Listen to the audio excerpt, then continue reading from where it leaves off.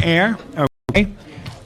Good afternoon, ladies and gentlemen. It is March 19th, Wednesday, 2008, and we're starting a Public Works. Mr. Smith is with me. We have a quorum, and the meeting will begin. Can I give public notice? I ate garlic fries for lunch, so stay behind that line. Got any extras? No, I mean garlic. No, garlic. Okay. Mr. Smith, on consent, we have item 2 and 3. Does anybody, do we need to talk about this if Mr. Smith is with me? Okay, they're on consent. We've moved them. Items 2 and 3. Okay, that leaves us with 1, 4, and 5. So let's start with item number 1. Item 1, City Engineer Report relative to the vacation of the alley, portion of southerly of 45th Street and westerly of Broadway, vacation E1400961. Council member, we have Bureau of Engineering staff here to talk about the requested changes and conditions from CD9. Edmund Yu is here. Great, thank you. Good afternoon, Edmund. I'm Edmund Yu from Public Works Engineering. Pleasure. I have seen this letter from CD9 requesting changes to some of the recommendations from engineering. Most of the changes, Bureau of Engineering has no problem with that. The only thing is, with this vacation, we are going to create a dead-end alley. So normally, the city would like to create a turnaround area at the end of any dead-end alley or dead-end street. So in this case, I know that the council office, they would like to recommend to delete that. So that's the only thing I want to point out. I'm sorry, they recommended what? To delete the turnaround area.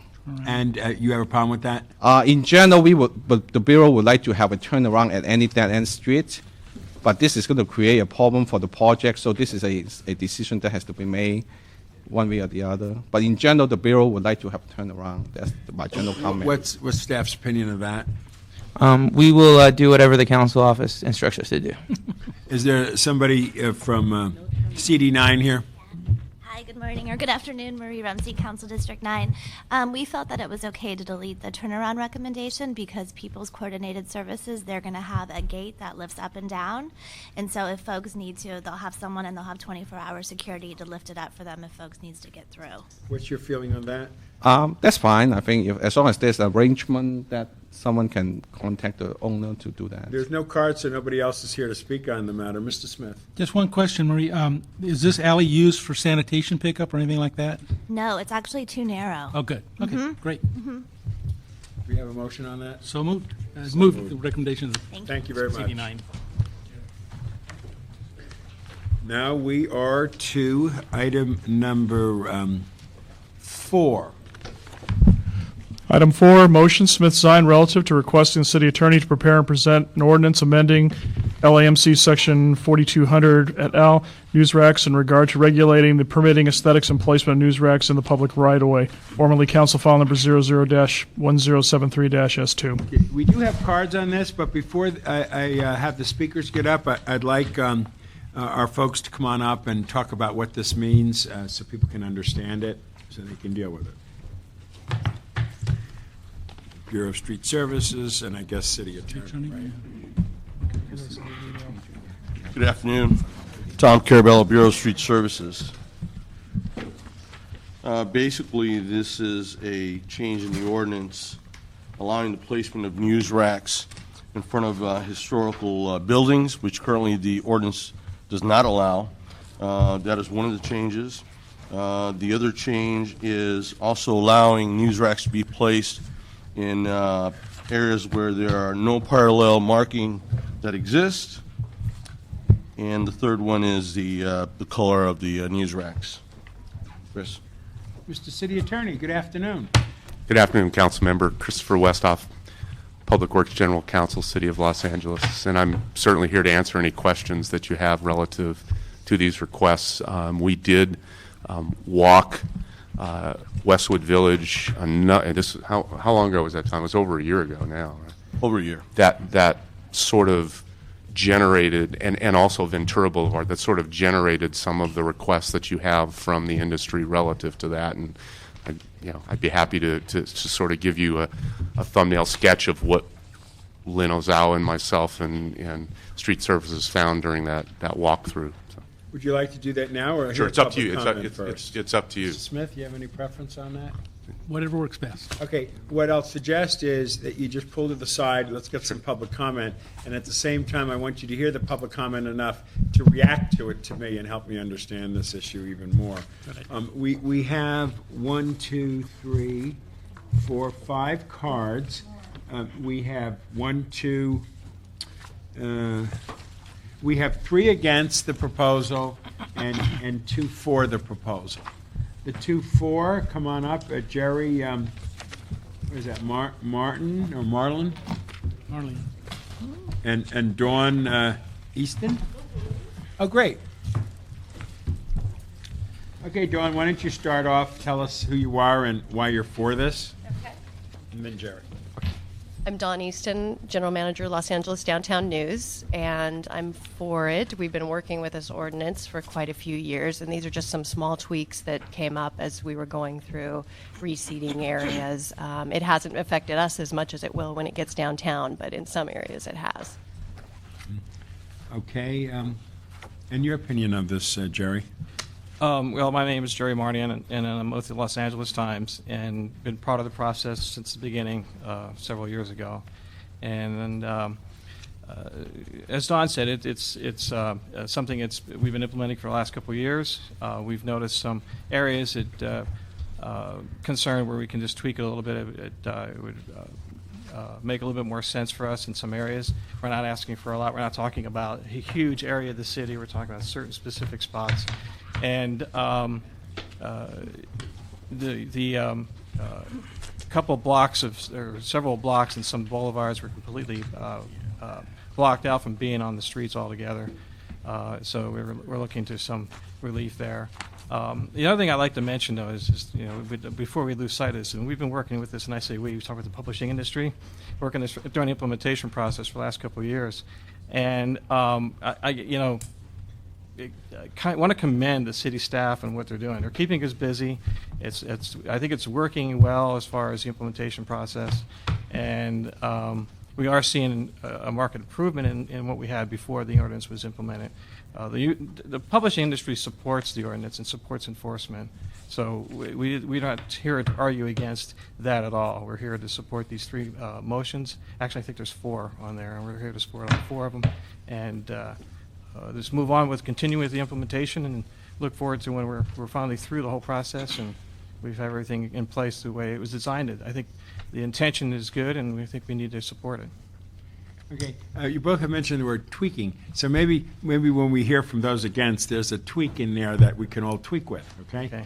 Okay, can I ask the 2 of you to go to the side a little bit, and we'll see where this goes now? Can we ask Sandy Brown, Laura Hughes, Jay Handel, and then we'd like Sarah Mcpherson and Stephen, and I can't get the last name. Just be prepared to be the next 2 after the 3 have spoken. Good afternoon. My name is Sandy Brown. I'm going to be reading you a letter on behalf of the Los Feliz Business Improvement District from Dora Herrera, who could not be with us today, who was part of the Clean Coalition. She was part of a group that worked for years to negotiate an ordinance in order to help control the newsrack blight. The Clean Coalition made many concessions during the time in order that we may draft an ordinance on which people at the table could come to an agreement. That's been almost 4 years, and implementation has not yet been achieved throughout the city.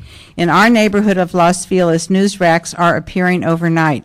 I attended a Public Works Committee meeting a few months back to report on this and to request that these illegal racks be removed immediately, as a call to the city's 311 system resulted in a reply of, "We're not sure how long it will take to remove these racks, a week, a few months, maybe longer." The newspaper people are not living up to their agreement, and now they want to destroy the existing protection for city-designated historic and cultural monuments, and to change a provision regarding clear sidewalk space, which was part of the original negotiation. The ordinance was passed after much give and take, a years-long effort which included concessions on both sides of the table. One cannot now pick apart the ordinance subsections at a time in order to further the cause of one side of the table. I hope that we will be able to stand with my colleagues before you today to oppose the amendments. She cannot be present, but she would like to go on record as strongly opposing both amendments. No concessions this time. Leave the ordinance the way it currently stands and give city the time to implement it before even considering any changes that would benefit only one side of the argument. Thank you, and it's from Dora Herrera from the Clean Coalition of the Los Feliz bid. All right. Thank you very much for your comments. Laura Hughes first, and then Jay Handel. Do you mind if we go with Jay first? I'm just going to Fine. echo his Go thoughts for it. and mine. Yeah, sure. Jay, if you're up to it, go first. Always up to it. Thank you. Thank you for hearing us on such short notice on our part. The first thing I'd like to say is I am appalled at the lack of notice. The Clean Coalition found out about this yesterday. We negotiated for a year on this to get a new ordinance, and we find out 24 hours before you're having a hearing that you're going to try and gut the ordinance that took us a year to fix. That's lack of notification is appalling. Second of all, implementation. I know that's not what you're hearing today, but you got to hear it from us. It stinks. What's happening? Where's the accountability? People are paying money for racks, for fees to get people to go out there and do the job, and we're 2 years into where we should have been done in West LA, and it's not done. Where's the accountability? There is none. And it's time for Public Works to take hand. Finally, more important is what you're here to hear today. What are they thinking? Is it the backdoor deal again? Is this the opportunity for the news rack people to come back now because their sales are lousy to say we need more racks out there? You know what? Get with the times. Stop screwing with our buildings and our historic monuments. And going from 12 to 20 racks in areas of potential is wrong. We're letting them build the wall again. You know, why don't you turn around and do the right thing for us, the constituents? How about you guys mandating that nothing happens to this ordinance until full implementation is done? And let's see what the positive effects are of the full implementation of the ordinance as it stands. After you've been able to accomplish that, and I think I'll be dead by then let them come back and figure out what they're going to do to put more racks out on the street. But I think it's appalling, A, that we weren't notified, B, that they want more, and C, we're going to go back to what we'll now term prehistoric news rack, so that we're going to ruin the integrity of our historic buildings. Thank you, Jay. Don't run too far away. Question, what about proper notice? Agenda was released on March 8th, 2008, which is within the statutory limit as dictated by the Brown Act.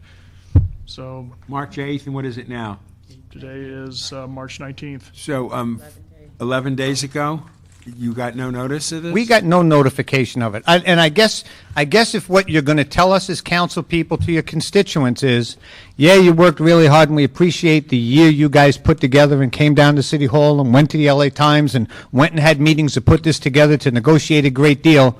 But you know what? You're out of it now. And these people wanted to make a change, and we heard it and we put it on the agenda. But we're not really interested in calling you guys and letting you know what's going on. No, Jay, I'm just saying that legally you did it right. Morally and ethically, I don't think we did a very good job. No, we were not brought into this at all, and I don't even think it should be heard today until the 120 people, the 120 groups that make up the Clean Coalition have been properly notified and been able to come down here and talk to you people about what's going on. I think it's wrong. Laura. Can I make a comment, Jay? Sure. This was introduced in January. You talked to me about this weeks ago, so you knew about it. I didn't speak to you about this. Yes, you got somebody else, Mr. Councilman, because I never spoke to you about this. For the record, I never spoke to you about this. Relax, Jay. You don't want the temperature to get too high. Go ahead. All right. Thank you, Councilman, for hearing me. Your name for the record? Lori Hughes, and I represent Gateway 2LA Business Improvement District on Century Boulevard, and I'm also the chair for the for the bid consortium for the city.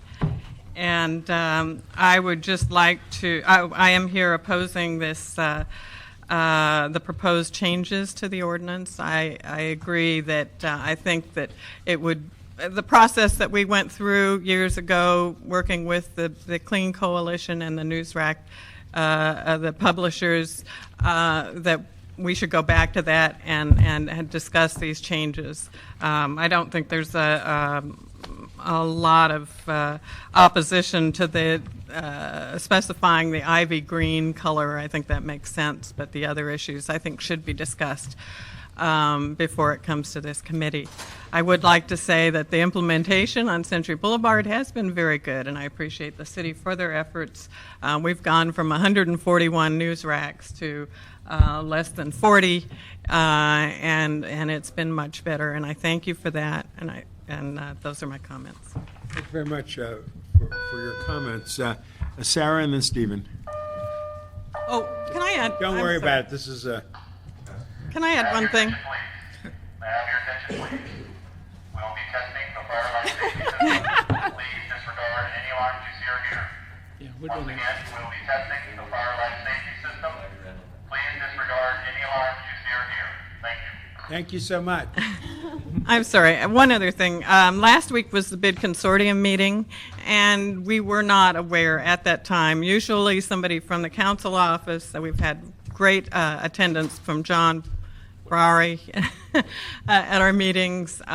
We did not get any notice. I did hear from Lauren, and I think it was Wednesday or Thursday that you sent me the motion. But prior to that, I had not received anything. Thank you. Appreciate your comments. Sarah. Hi, I'm Sarah Mcpherson. I represent the Hollywood Property Owners Alliance, which manages the Hollywood Entertainment District, BID. And we would like to express our strong opposition to the proposed amendments to the ordinance. First being the relaxation of the protections affording the public right-of-way in front of historic buildings, as well as allowing news racks on narrow sidewalks. These amendments would undeniably undermine the 18 months of intense negotiations we underwent with the Publishers Coalition, and also significantly weaken the progress that has been made thus far. So today these amendments are being considered before the ordinance has actually been fully implemented, and years before we'll even see the adoption of the uniform color, which was the principal condition of the ordinance. So we'd like to see that both of these amendments are rejected. Thank you very much for your thoughtful comments. Stephen. Thanks. Thank you very much. Stephen Sand, for the record, from the Westwood Village business community, and also one of the founders of the Clean Coalition, which is the Coalition for LA's Enforcement Applied to News Racks. And this gentleman here has been through it for many, many years. We have been to so many meetings in this room and in City Hall. I'm here to say, just to clarify, there are actually, I believe, 4 items that are before this committee today, and we actually stand opposed. Let me say this, we are in support of 2 of the 4, and I want to say what we do support. Number 1, which is a clarification about in parking zones where no parallel parking markings exist, news racks would be placed in accordance with the sections of the ordinance. We support that. We think that is fair, and we do think that the newspaper industry should be able to place news racks on those streets. So we are in support of that. We think that is reasonable. And number 4, the clarification on the ivy green, we have no problem with that. Presuming, I'm just taking it on faith that that is the color that we all agreed to. I don't know what RAL 28 is, but assuming that's the ivy green, we are in support of the correct color. The 2 that we are so deeply concerned about are numbers 2 and 3. And when people say they're opposed to 2, it is numbers 2 and 3. As to notice, let me just clarify. I don't know whether you want to say add the following to 6. Yes, number 6N and then number 3, which talks about section 6P. Those are the 2 that are the focus of our concern. In terms of notice, if the gentleman says that it was posted on the City Hall website, I take him at his word. I wouldn't know exactly where on the web to find that exactly. I know that I got notice of this about 72 hours ago. When we speak of notice, frankly, council members, we're upset, not with you, not with the council members, but with our worthy opponents on the other side of the table, who we did spend almost 18 months negotiating with. The representatives from the Times, they all have our phone numbers, they have our email addresses. When they wanted to reach us, they reached us, because I did get calls from these people even on my cell phone. I never received 1 notice, 1 phone call, 1 email, nothing. That's the notice that we're speaking about, and we frankly feel that is in bad faith. When you have spent almost a year and a half and you reached an arduous agreement, and then you find out that they've come up kind of behind your back and introduced something through their lobbyist, a very effective lobbyist, that's the notice that we feel was missing. And so that's, I think, what Mr. Handel and others were speaking about. Let me specifically quickly address the sidewalk issue. To go from 6 feet to 4 feet is just unreasonable. The council considered this. It is true that ADA, the minimum for someone in a wheelchair, is 4 feet, but the council, I think in its wisdom, said we don't want to just give the bare minimum that the federal law requires, but we want our communities, our sidewalks, to be pedestrian friendly and to allow, you know, a mother and her child or a person with 2 shopping bags, so you don't have to feel like you're scraping against the news rack as you're walking down the sidewalk. The council felt that 6 feet was the appropriate measurement, and we have no evidence that nothing has changed. There's no change in circumstance, so we don't understand why, since that was what the council agreed to 3.5 years ago, why they basically are coming back in this backdoor approach to undo what was agreed to with everyone sitting at the table.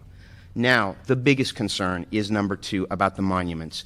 This is so deeply troubling because it is extremely disingenuous. This is no tweak. This is, let's be very clear, a complete gutting of Section 6N. Let me explain why I say that. In the original draft proposal, we were seeking protection for monuments that were listed at the federal level on the National Register, state-registered landmarks, as well as city monuments. And in the face of intense opposition by the newsrack lobby, we reluctantly scuttled and gave up on the federal monuments. That was taken out of the ordinance. We gave up on the state monuments. That was taken out. And we were left only with about 300 buildings that are identified by the city in this book, Landmark LA, published by the Cultural Affairs Department. It focuses on about 350 commercial buildings, because you should know that more than half of the landmarks in the city are single-family residences like the Ralph Bunche home, where you couldn't put a news rack anyway. So we're really focused on a fairly small number. In a city with maybe 60, 80,000 buildings, we're looking at about 350 buildings. We're talking about the Bullock's Wilshire building. We're talking about the Griffith Observatory. We're talking about the Grauman's Chinese Theater or the Pantages Theater. And so the point is, what this would do, they're trying to make this non-existent link that if a building has a commercial sign, that somehow means that it's a blighted building. They're saying that if, in a case of a mixed use or some sort of development, if it is identified through a use of commercial signage on the exterior, that somehow means that it's no longer a monument or no longer worthy of the protection. Got your point. So what I want to just show you is, and I was asked by staff to bring these are some historical photos of a couple, and you'll see that in the 50s and the 30s, there were commercial signs on all of these buildings. So if it's a Starbucks today, it was the Village Delicatessen 20 years ago. That has nothing to do with its monument status. All right, relax, because I'll have to give the other side opportunity if you're going to keep talking like Yes. this. And if they want an opportunity, I can give the two of you some chance to come back Finally, up again if you want. Councilman, I'd just like to make one last point. Sure. This city has an Office of Historic Preservation within the Planning Department, and this city has one of the best experts, Ken Bernstein, and his staff. True. They are the folks who should be consulted on this, because when I spoke to their office, this section makes no sense. There's no academic support for this. When they talk about view shot is not even a term used in the preservation community. Thank you. Bless you. Do you two want to come back and react to that just for equal time's sake before I bring city staff up? He went over about Probably about 2 minutes approximately. 2 minutes plus. So you got 2 minutes plus if you'd like to respond. Just Well, to keep it I won't take fair. much time. We did spend a lot of time negotiating this for years, and I'm not going to rehash everything we negotiated. We're not asking for anything more than to correct what we consider to be constitutional issues with the ordinance. That's really what we're talking about. And there are blocks and blocks where there used to be news racks that no longer have news racks, and we're trying to address that as well. The statement about 140 racks down to 40, that's a huge problem for the city, because there are ordinances that have allowed more than that and been struck down in court. So, and we're not trying to rattle sabers here. It's just that we're just trying to seek some fairness and along the way. In the buildings that we're talking about is just a few that I know of. We're not talking about 300 buildings. We're not talking about 150. We're talking about a few that we walk the streets with city staff, with the city attorney, and observe them. So I think that they can probably speak to you more directly about that than I can. But we're not. We can go on and on and on about this forever, but I'm going to leave it at that. Okay, well, thank you for that. And if Mr. Smith, I'm going to let him speak first before I do, but come on up, city staff, city attorney's office, Bureau of Street Services, and CLA. Okay, either react to what you've just heard, and Mr. Smith will jump. Let's see if I can put it into some historical context. Okay, And Bert. Councilmember Smith certainly knows. I've actually lived with the initial attempt to try and revamp the news rack ordinance started in 1995. Oh, it's only Council, 13 years ago. Board of Public Works. I wouldn't use that on my resume. I know. Well, luckily, it wasn't within my power to do it. All I was doing was reacting to Ellen Stein, who was then president of the Board of Public Works, who thought we needed to revisit it, and it had a number of fits and starts till we ultimately got to where you are at today. And I can tell you can tell from both sides of this issue that it is an extremely emotional issue, and it has some legal intertwinings with the First Amendment that we had to negotiate through all of this, and negotiate meaning down a path, and it was a long and arduous path.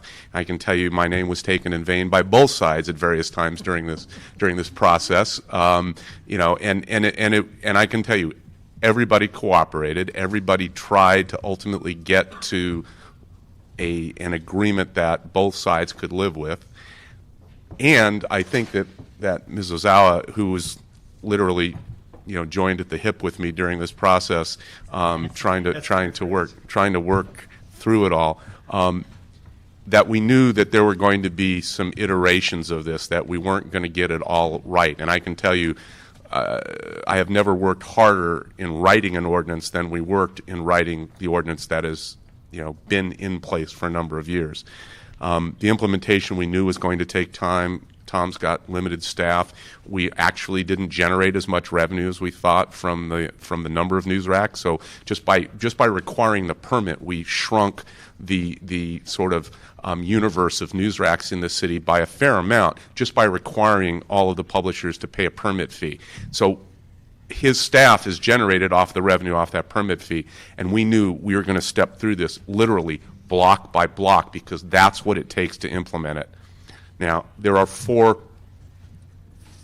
tweaks, changes in the ordinance that are in front of you. And as to the notice, I work here, and I found out about this just the other day too. So I'm certainly, I certainly understand that there might be an issue. To hear you the good say news, that. the good news is, it probably, the committee, rightly or wrongly, isn't going to be the final say on this anyway. So I'm assuming there's going to be, I think what this was a kickoff to the dialogue of how we deal with the 4 issues.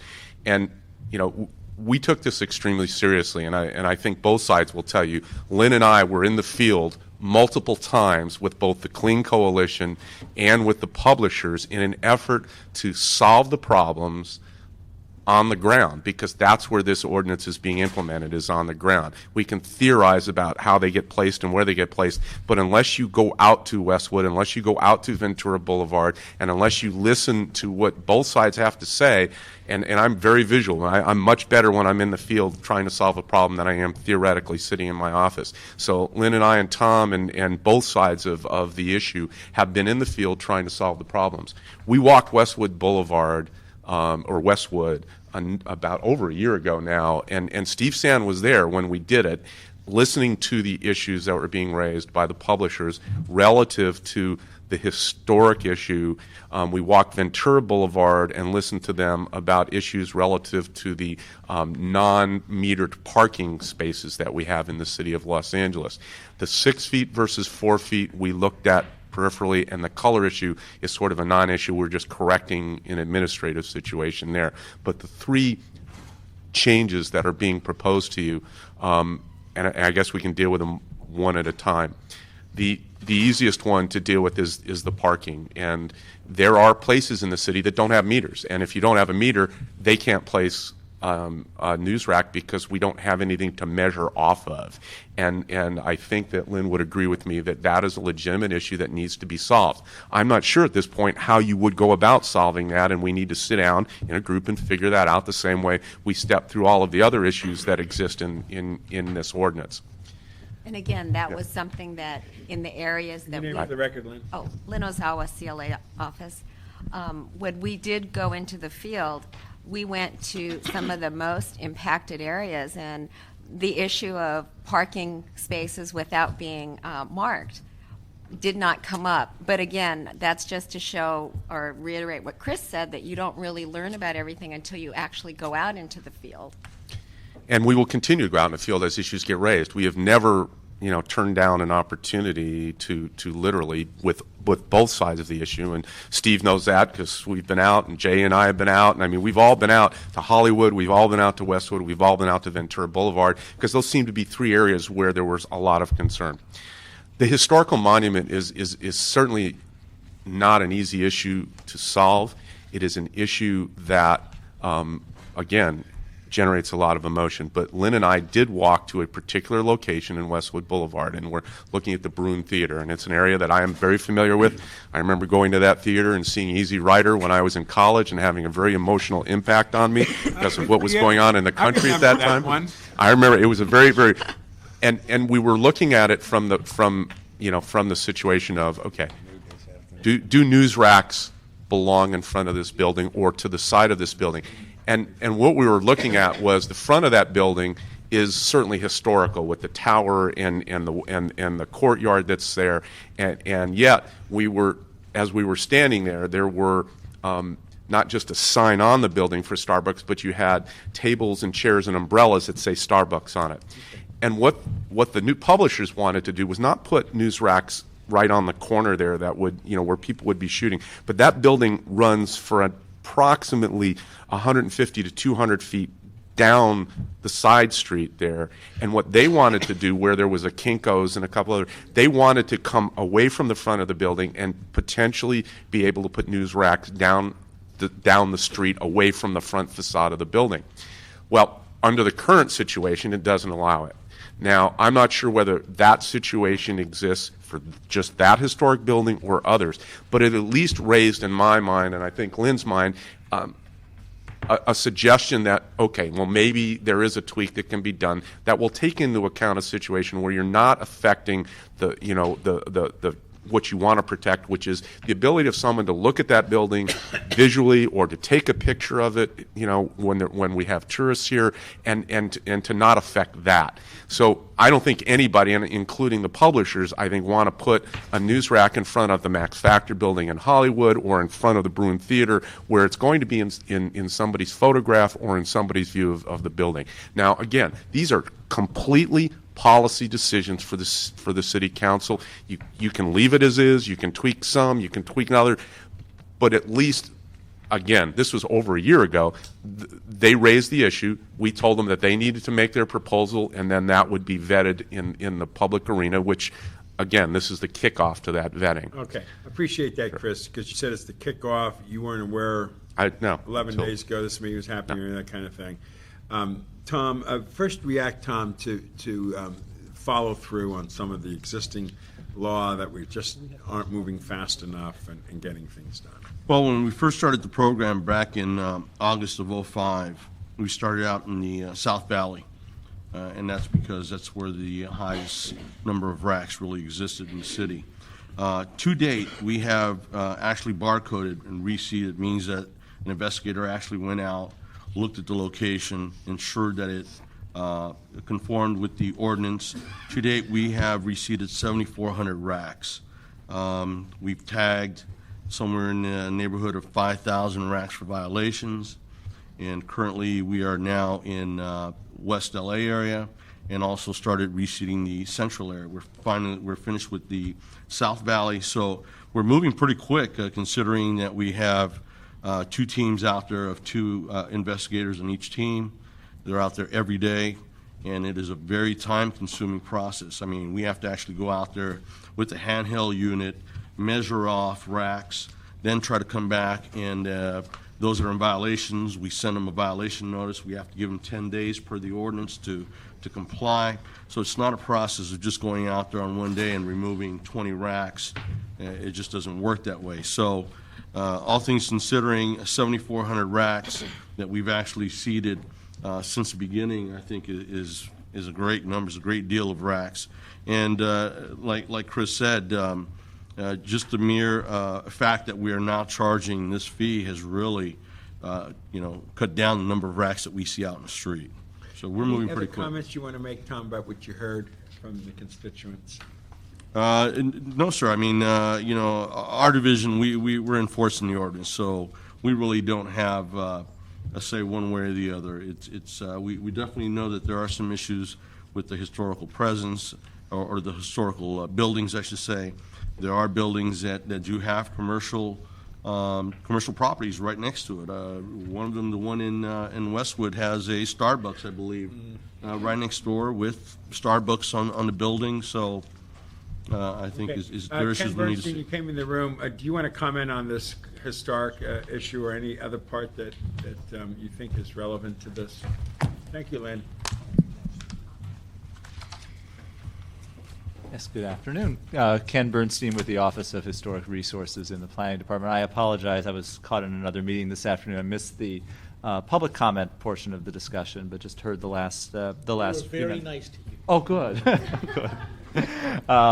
Temperature got a little high in the room. But Yeah. not against you. Good. Just a few thoughts. I just became aware of this in the last couple of days myself, and with respect to the provisions affecting historic cultural monuments, I think just to put this in perspective, first of all, we're talking about a very small number of sites citywide. We have now about 915 historic cultural monuments in a city that has 880,000 legal parcels. So we're talking about a universe that's 1/10 of 1% of the city. So 99.9% of the city is not affected by this provision. And I think the policy question for the council is, does it make sense to provide an exemption for our designated historic landmarks of the city?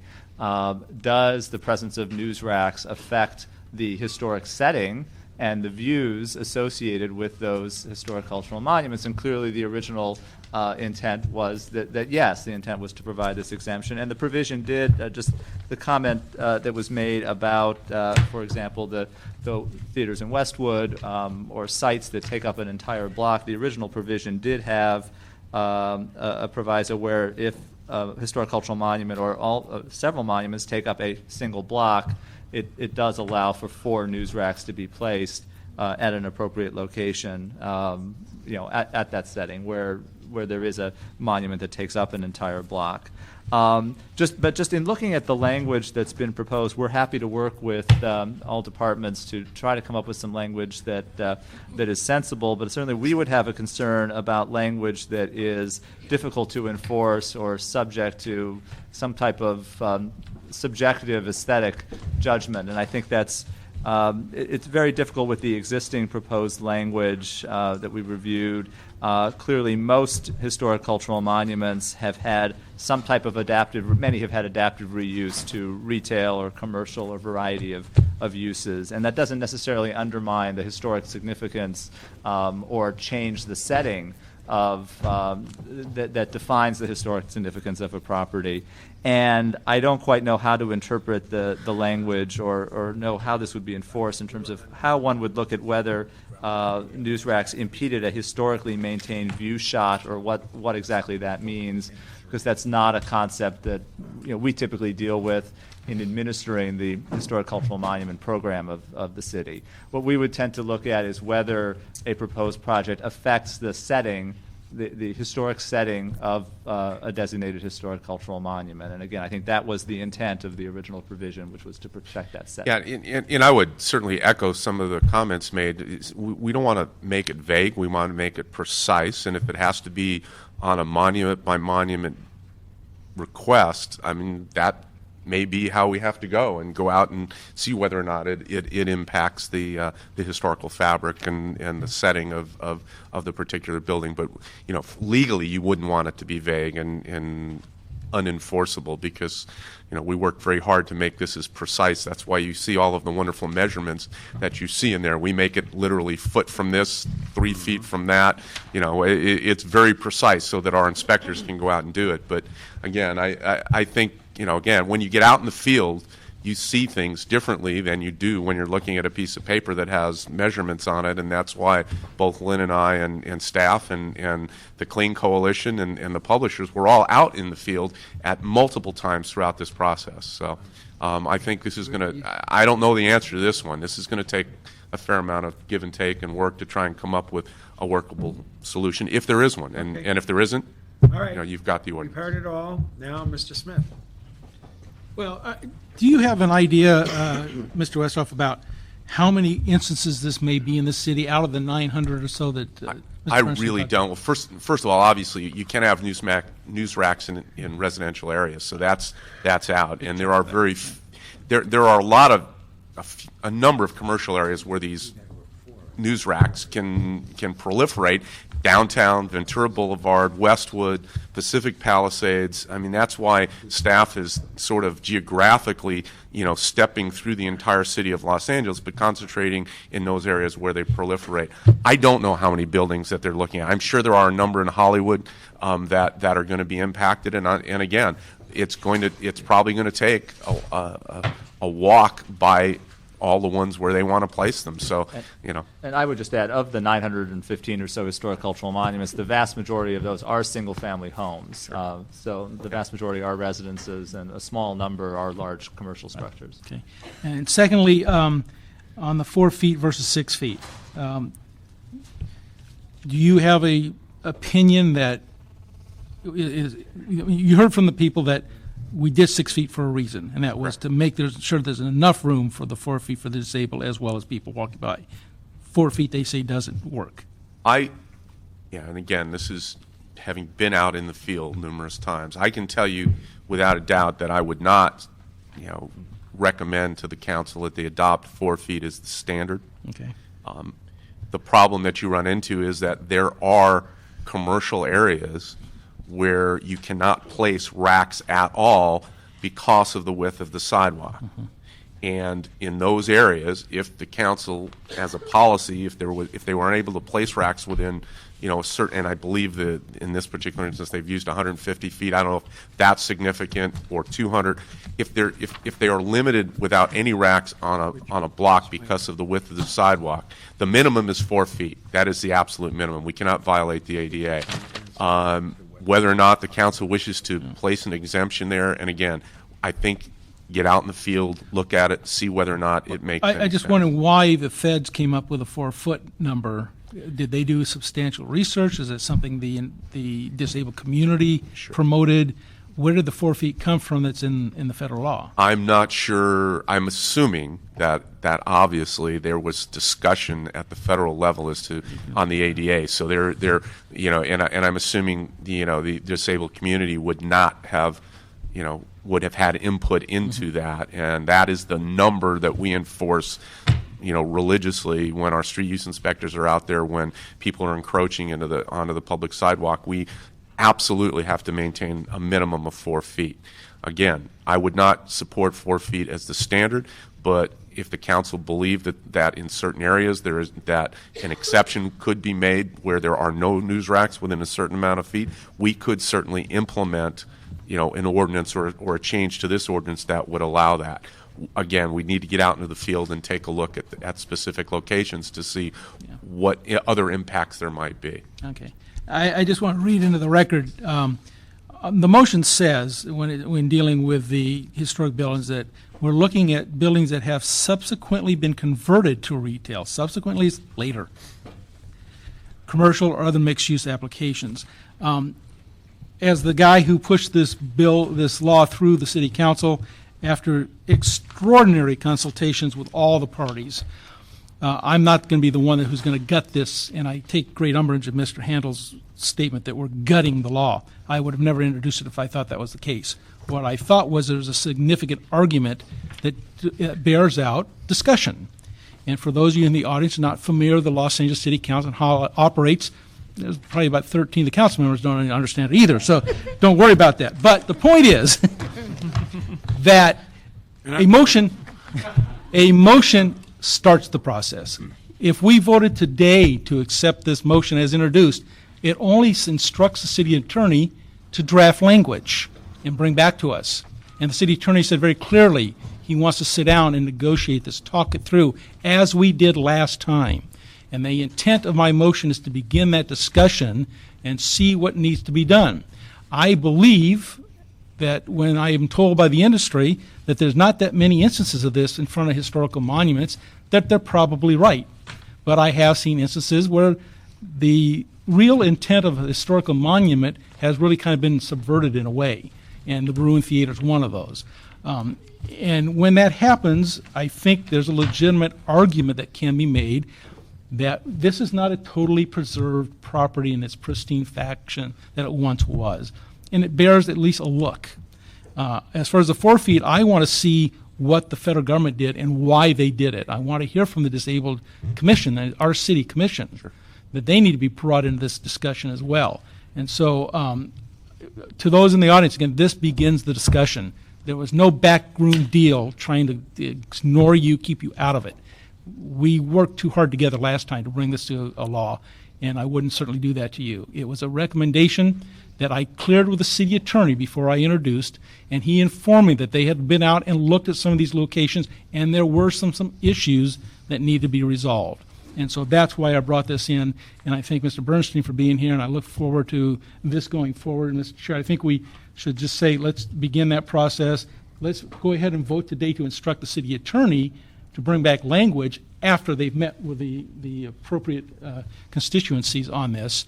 And let's see if we can get this done, again, like we did last time, where everybody grits their teeth a little bit and says, well, it's not what I wanted, but we all come out together on this, and that's what I hope will happen. Thank you, Mr. Smith. Appreciate it very much. Mr. Alarcon, and welcome to the committee meeting.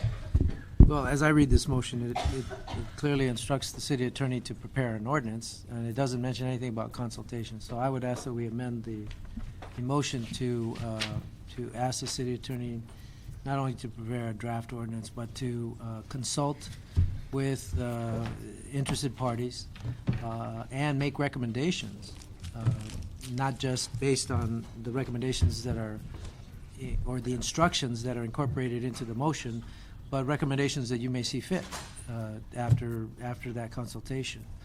Yeah, I would also ask to accept that as an amendment. I'd be happy to encourage that and support it. And if I could make I would ask one very simple, that the CLA's office also be involved in that, because seriously, this was always done, as a joint effort between the CLA. Absolutely. And what I would like to do is to have you instruct us to go meet with both sides, and then bring back some thoughts to you before we actually put pen to paper and see how the thoughts are evolving, after the meetings, rather than draft an ordinance. My two colleagues, here is a suggested recommendation motion that basically says to the city, to Bureau of Street Services, city attorney, and CLA to meet with the Clean Coalition, and members of the BIDS and historic cultural city staff, that's Ken Bernstein, in order to find solutions to this proposal. Does that work? Add the Commission on Disability to that. And the Commission on Disability. I just said interested parties because I think there could be others. There's a whole bunch out there who don't even know about this. It can be broadly worded to all relevant agencies and entities. We can make it as broad to include anybody who wants to. Why don't you take Mr. Rosenthal's list and say, and any other parties that the city attorney deems necessary? And that's usually how we handle it. So. Okay. So to everybody in the room, it was sort of like in Missouri with the frying pan. It got everybody going, but this is the beginning of a process where we'll have meetings and discussions, and we want everybody to participate in it. And when we do the outreach, let's please make sure that the Clean Coalition, the members of BIDS, that Mr. Bernstein's involved in, with the Commission of Disabilities is involved in, and other agencies that make sense. And what kind of a time frame? The public, obviously, and the publishers. No. Everybody in the mix. They all have me on speed dial anyway. Kumbaya. They would be an interested party. We want to bring the interested parties together, everybody else. Okay, what time frame are we looking at, Chris? I think, I retired in 2 years and 19 days, so sometime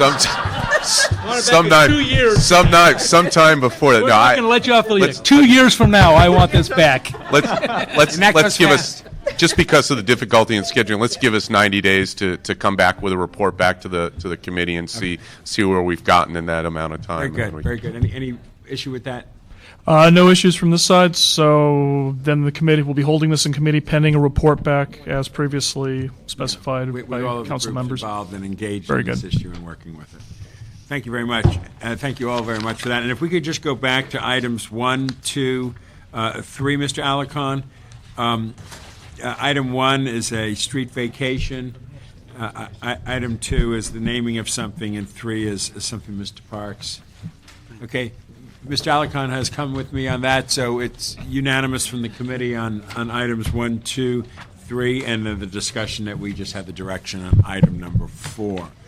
Item number 5. Item number 5, Bureau of Street Services to report in response to motion, Rosendahl Smith, relative to instructing the Bureau of Street Services to report on the status of siding permits for the coordinated street furniture program elements and any issues which need to be immediately addressed in related matters. Thank you so much for that. Can we have a quick staff report? And we have 10 cards from the public. Good afternoon. Lance Sowishi with the Bureau of Street Services. We're happy to report that since our last meeting 2 weeks ago, Council was able to approve an additional 119 street furniture installation sites. That brings our total approved since January 15th up to 328 sites. And it still leaves us 202 sites short of our contractual obligations, but it reflects a market improvement over the progress that we've made over the last 3 years. So we've basically accomplished in 2 months what it took us 2.5 years prior to do. Okay, now the 202 you said aren't yet, but we get a prorated cash flow, so that happens? To a certain degree, yes. Mm-hmm. Okay, pull to the side a little bit, and we'll get the public going and others, and then we'll have further discussion on it. I would like Lisa to come on up from CD5 as our first speaker on this. Good afternoon, council members. I think just for the record, we'd like to note that the... Oh, I'm sorry, I have to interrupt. Somebody filled out a card that had 4 and 5 on it, and we took action on 4. Barbara? Yes. Did you want to speak before we did our vote on that? Because it was mixed up, I got confused. Okay. No, thank you. I'm sorry. We'd like to note the progress that we've made in our district. We have worked closely with our community members to approve 89 additional pieces of street furniture. We have 51 packs that we've approved, 11 pillars that we've approved, and 27 bus shelters in addition to the 41 that we had previously approved. So we are definitely making progress. Say that again. We have moved to approve 89 pieces of street furniture, and we work closely with our community members. And I think that even though the councilman has voted consistently against this contract, he understands there's a contractual obligation, and in no way are we trying to be obstructionist. We do have questions that have been raised by the councilman, and you'll hear from members of our community that we still feel to date have not been fully answered. I've read the report, but it's still unclear to me how our community plans, our specific plans, our overlay zones that address signage or design review board approval don't take precedent over the contract when the language of the contract itself calls out for the council to work with these neighborhood groups. So we are just asking for clarity as to process and want to be on record noting that we would like CBS DeCo to work with our office and to work with the neighborhood groups, the design review boards, the neighborhood councils, the bids, whatever, to come up with mutually agreeable sites. And we just want to understand what those time frames are and make sure that we do that. I think we also have questions about CEQA because the report raised, mentioned that the project under the contract is categorically exempt. But it's unclear to me that the exemption should apply in certain circumstances. Say, for example, where we have scenic highways, I think like Santa Monica Boulevard and Wilshire Boulevard are scenic highways where in Santa Monica Boulevard, the Transit Parkway project, for example, sought specifically to remove billboard blight. And now we have a contract that's trying to put packs and pillars with advertising in that right of way, and so why doesn't that require some environmental review? Why also, if there's a categorical exception for scenic highways, why wouldn't that apply? There's something that's not exactly clear to us. And I just want to, again say that we will work with our community members to find mutually agreeable sites, and we think we've made progress. Lisa, could you just go back to that legal question that you articulated about neighborhood plans and so forth? I want Chris to hear this.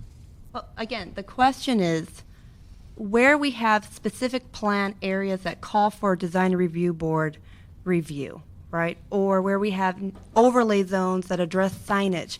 How can a contract trump those community plans? We're not saying no, we're saying work through that process. Chris? Okay. I think I articulated it last week, how the hierarchy works. The city charter is the supreme law of the land in the city of Los Angeles. The city charter gives control over the public right-of-way to the Department of Public Works. If you take from the charter down to the municipal code, every single code section in 62 et sec in the municipal code deals with public rights-of-way, and it all deals with the Department of Public Works, not the Department of Planning.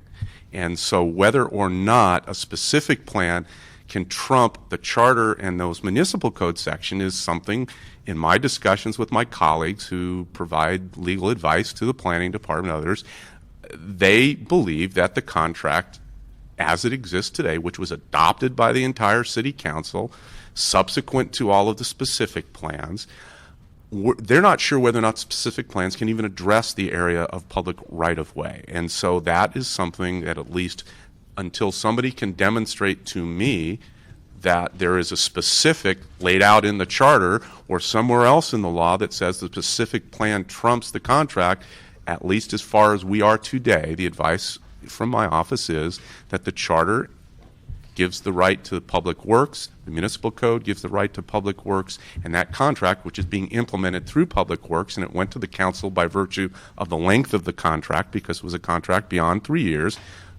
the specific plans cannot trump the authority of the Board of Public Works to cite public amenities on the public right-of-way. Okay, and let me give you a perfectly clear example. Suppose the specific plan says you can't have any sidewalk dining. They could, I guess, say that.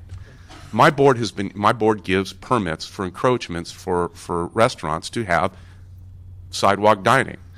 And if somebody came to me and said, does that specific plan prevent the Board of Public Works from issuing a revocable permit for that restaurant to encroach onto the public right-of-way to provide sidewalk dining, I would be sitting here telling you absolutely not. And I am saying the same thing goes for the street furniture. Okay, we appreciate you just saying it back in the record to Lisa's comment, but there is differences of opinions. Absolutely. Well, there's differences of opinion, not in my office at least to date, but you know. Fair enough. If we could go through the public. Can I ask one question? Sure. Did you say that's in the charter or the municipal code? The charter gives authority over the public right-of-way to the Department of Public Works and the Board of Public Works.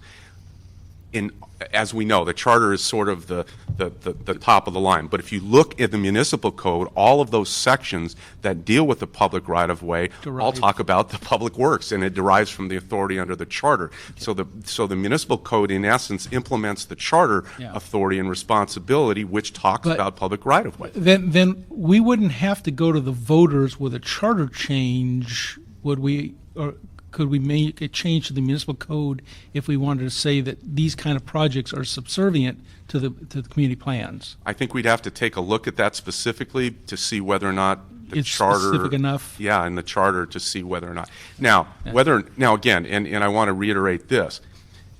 If they want design review over what they look like, what style, what color, that sort of thing, the same way that those are all provided for in the contract. So I don't think anybody has any problem working with specific areas, whether it be a bid or a specific plan area, in trying to, make the correct color change, the correct, because the default color is going to be, the same color that we're asking all the news racks to be, which is the, the green color that was asked for in the change. But the decision as to whether it gets placed in the public right-of-way at this point, as far as I can tell, is by charter and by municipal code and by contract under the authority of the Department of Public Works. But style, color, that sort of thing, they've been working with design and planning. By the way, has been on the task force that has been citing street furniture since the very day that this contract was signed. So this wasn't any effort to cut planning out of it. They have been participating up till now. Mm-hmm. The reason that we are in this sort of crunch time is this sort of ticking time clock of April 30th. No, I get that, and I just thought Lisa had some very interesting questions that need to be resolved as for CEQA and community plans. Those are really legitimate, good questions that need to be resolved. Okay, the contract was adopted by council 7 years ago.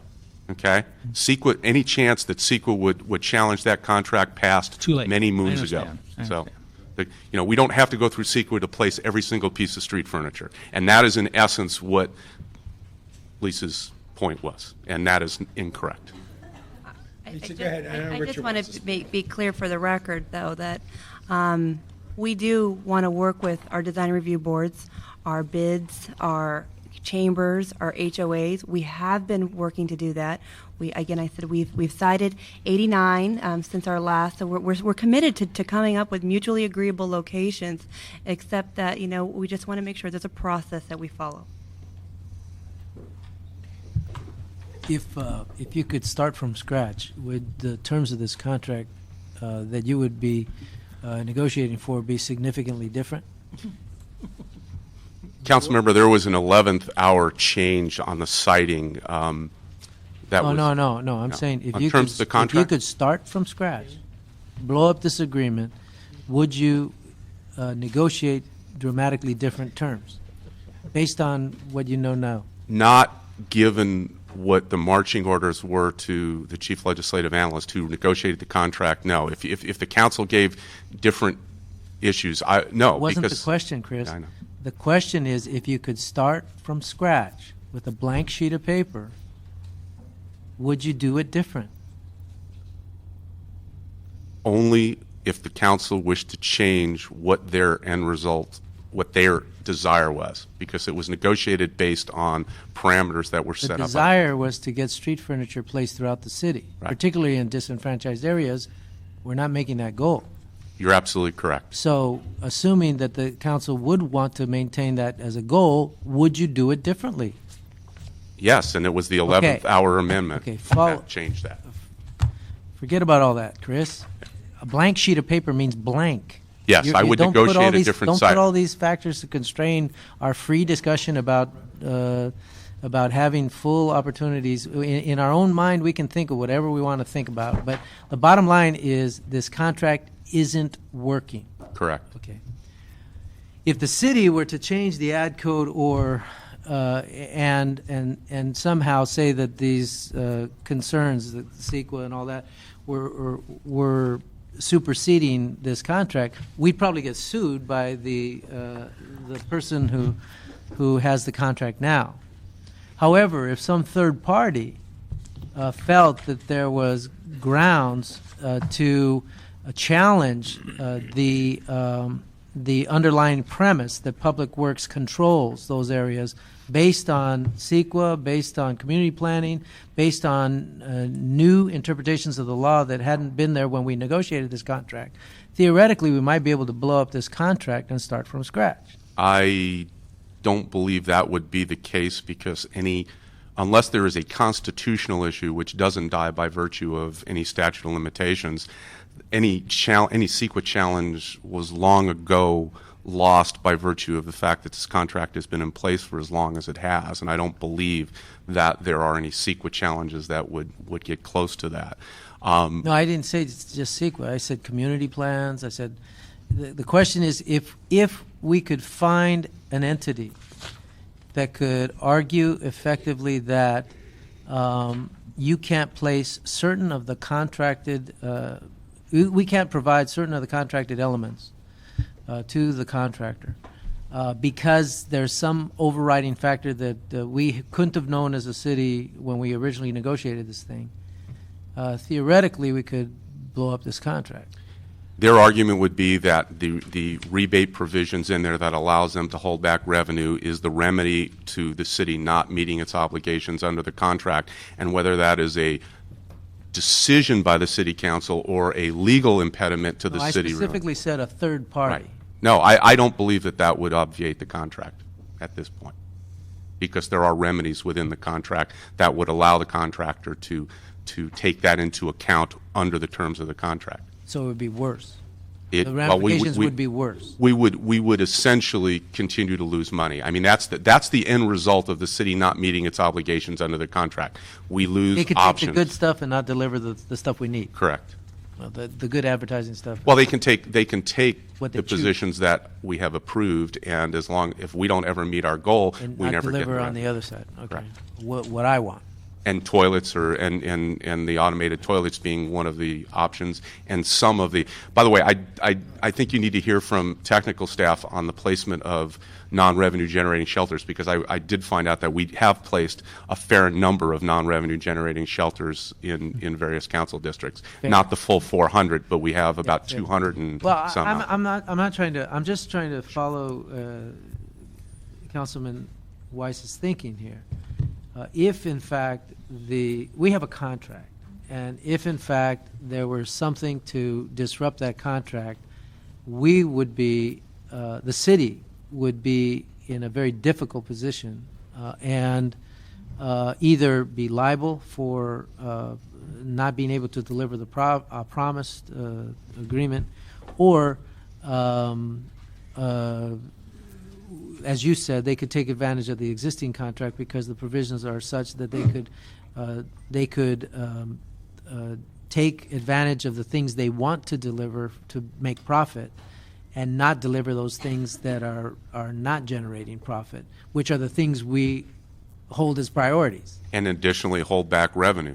And that's why we came up with It's the whole a thing. double-edged sword. So- we not only not get our placement, we also So the don't point get is that unless there's a specific challenge that somebody wants to raise, we need to implement this contract, and we need to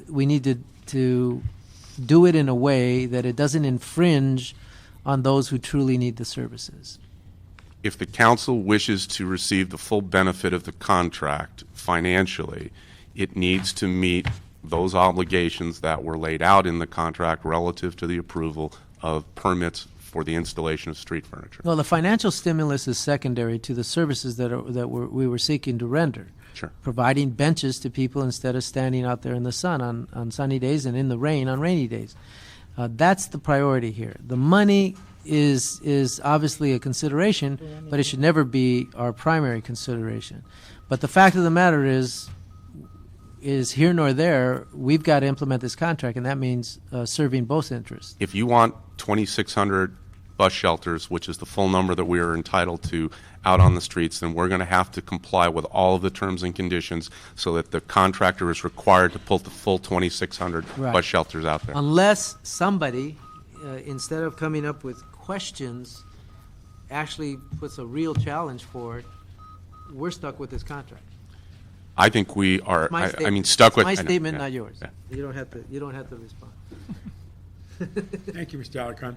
All right, let's go through the public comment part of it.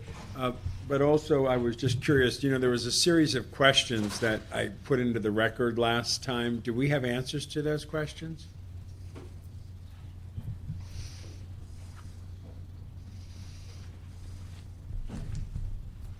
I mean, I don't want to repeat them, but we had a whole series of Correct, questions yes. that needed response. And there were responses provided through the course of the report that addressed, several of those questions. Actually, we tried to address all of them. And I'm not sure if you want me to go through them. No, I don't want you to go through them. I just wanted an answer to that, and Yeah. I look forward to us all looking at that report and doing it at that point. But your first comment when you got up was, in the last 2.5 months, we've done more than the last 2.5 years. Is correct? Correct. Okay, so great progress has been made in placing them. Okay. All right, now we're going to go to public comment on this. Unless, Lisa, you want to say something at this point? Bring to your attention. I mean, I think all these questions are questions that need to be answered still, because there's a case. I know you were citing cases today. I'm going to cite a case. There's a case that says that the general plans that public works projects must be consistent with general plans, and general plans are mandated under state law. So I just want to be clear about, the charter. There's contradictory case law that we should account for. Is somebody checking into that, or are we just raising questions in the Public Works Committee? Is that a published case? Yes. Published? Okay, where's Chris? He ran away. Just in time. Okay, let's make sure that he gets aware of that and that he does deal with us on that. Barbara, come on up since I double played you before. Is this Diana Plotkin from the Wilshire Homeowners Association? Come on up. Sam Rubin, our Great Palisade Pride resident. That's you, Sam.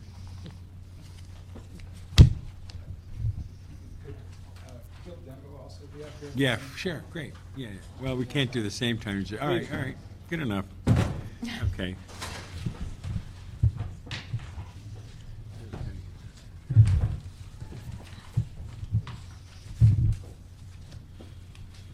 Please. Thank you. My name is Barbara Brody. I'm here on behalf of the Westwood South of Santa Monica Boulevard Homeowners Association. I'm also an advisory board member to the Coalition to Ban Billboard Blight, and I'm a member of our neighborhood council, though not speaking on behalf of it today. This is an issue of tremendous interest to our community. We are faced with a tremendous onslaught of signage on some of our parkways. Our homeowner group borders Santa Monica Boulevard. We have just finished at least a 10-year process on that street. We were involved in the drafting of the Boulevard Plan, the drafting of the conditions, the approval of the draft EIR and final EIR, and this program is in direct disagreement with the conditions in that EIR. So when the council... Yes. Yes.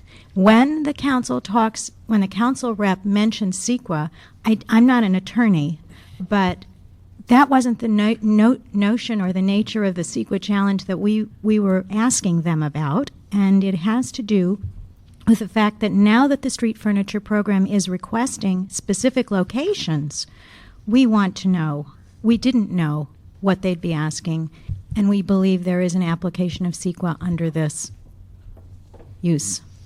So there was no way for us to know these things ahead of time. CEQA as applied? Yes. I'm not a lawyer.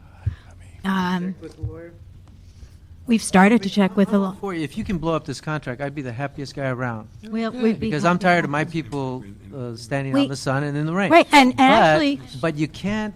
I know that. I'll be happy to talk to our land use. A private attorney to look at this and blow it up. If not, let's We've move been forward discussing that before we get sued by the contractor. I agree with you. Well, and we also, right, Mr. Smith, Greg and I will. Greg, maybe our newest legal our counsel community will look at also understands the need for shelters in our community and others. We're taking a bus ride a couple of weeks ago to cite these things, and we have corners that are busy public transit stops, and there are no shelters proposed there. We can have pillars, and I don't know if we can install seats in the middle of the packs, maybe underneath, or maybe, public toilets as well, but we have a tremendous problem with this. But on your point, we can We talk will. about CEQA all we want. Until you get somebody to take a look at the law and file a claim, we're just talking.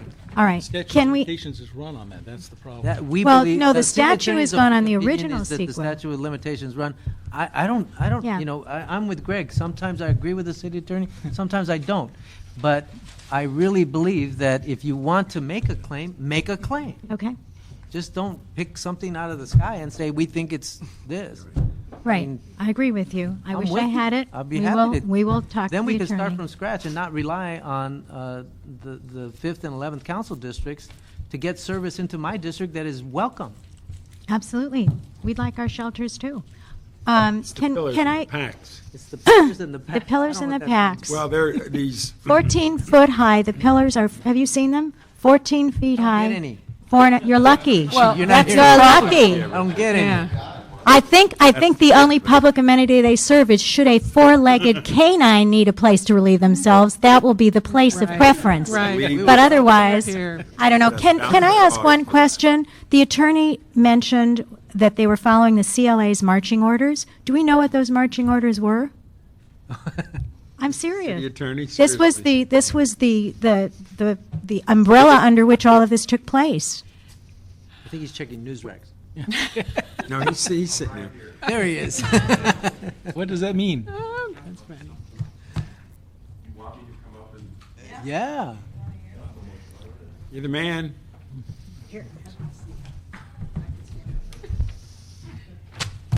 We've been fighting this a long time. We didn't know what the scenes were. Christopher Westoff, Public Works General Counsel. Ron Deaton was the chief legislative analyst at the time this contract was negotiated. Ron Deaton was the lead negotiator in negotiating this contract on behalf of the city council.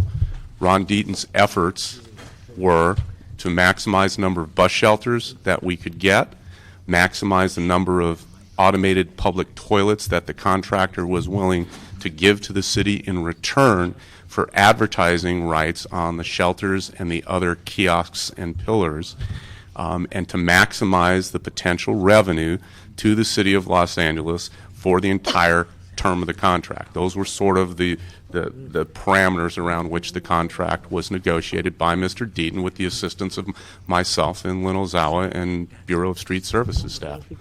Okay. So it was predicated, and none of us were here at that time. That's I don't know whether Mr. Alarcon was here for his first. I don't know whether he was here or not. I don't know if he actually voted on it. But I mean, presumably none of us were you here. instructed. Not me, Mr. Deaton. This was Mr. Deaton's contract. The council instructed Mr. Deaton to negotiate the deal, maximizing the city's revenue stream Bus shelters. on those items that they were Correct. proposing. Okay. But honestly, we never we never anticipated the opposition. We just thought this was going to fall into place naturally. It didn't. And if we could redo it, I'm sure Mr. Deaton would renegotiate this thing. Well, we could have done what Chicago did, which was literally give the mayor complete authority to site, and their contract was signed 3 years after our contract, and all of their street furniture is on the street. Yeah, but I'm sure there was a more equitable distribution of pillars and packs throughout the whole city. The problem many of us have is the pillars and the packs are thrown into the 11th and the 5th and the 4th in dramatic numbers, and we totally think that's out of line, and many of our folks are going to continue to fight for that, and we're going to stand strong with them on that. Then all the council has to do is continue in the current vein of the way the city has dealt with the contract, and the result of that For will be 219 days, right? 2 years, 19 days. 2 years and 19 days. But the result of that, and again, this is totally a policy call for the city council. Yeah. Nobody is telling the city council what to do or how to do it. You have a contract. You can continue in that vein, and the net result of that will be on April 30th, $3.3 million of potential revenue will be lost forever to the city. Well, and don't then say forever, because here's what you're going to do, Chris, because when we get our act together the way we need to get it together, is the vendor's going to sit down and look at pillars and packs in other parts of the city where people would be appreciative of the pillars and the packs. It's not the shelters. Everybody's for the shelters. It's the pillars and the packs. That was arbitrarily made without the concurrence. At least I can tell you this historically of CD11 or the present CD11 guy or the CD5 guy who feels the same feeling we do. Enough is enough for our district. So that's the issue for many of us here today. And Councilmember, I can tell you that Ms. Ozawa and I have sat in numerous meetings with the joint venture vendor attempting other potential outcomes from this, and they are adamant that they will live by the terms of the existing contract, which means that they get to propose sites, and if we do not give them the sites that they propose, they get to hold back revenue from the city. And they're happy to continue on in the current way that we have been implementing the city's portion of this contract. And again, I wish I could tell you that after April 30th, I could somehow recover that $3.3 million, but I can't. We'll bring them up, but there's a lot of reality here. We've, in the last 60 days, accelerated what hadn't been done the last 2.5 years to actually move in a great direction. Okay? Correct. A lot of folks are doing Progress has been made. When our cup runneth over, in those areas where it has runneth over, we would appreciate the vendor to appreciate the fact that there are other areas in the city that should be getting these kinds of pillars and packs in a more equitable way, and the revenue stream for them will increase too. People have money throughout the city, and it ain't just the 11th and 5th district folks that should be dealt with. And on top of that, I just want to make it clear too, as Lisa was saying there, what is the value of community groups, community overlays, community plans if they're absolutely assaulted every way, step of the way to some tweaking of a city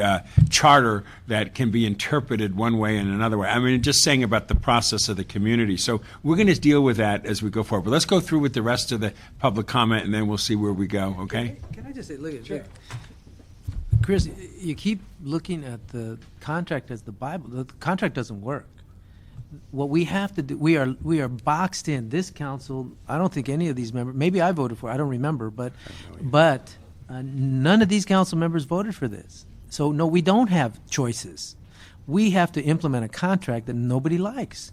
So the question is, how do we get outside the box? Can we think of ways? Can we invent a new kind of way for this contractor to make money that we can negotiate to give him something that he wants, so we can get away from these areas where the people don't want these things?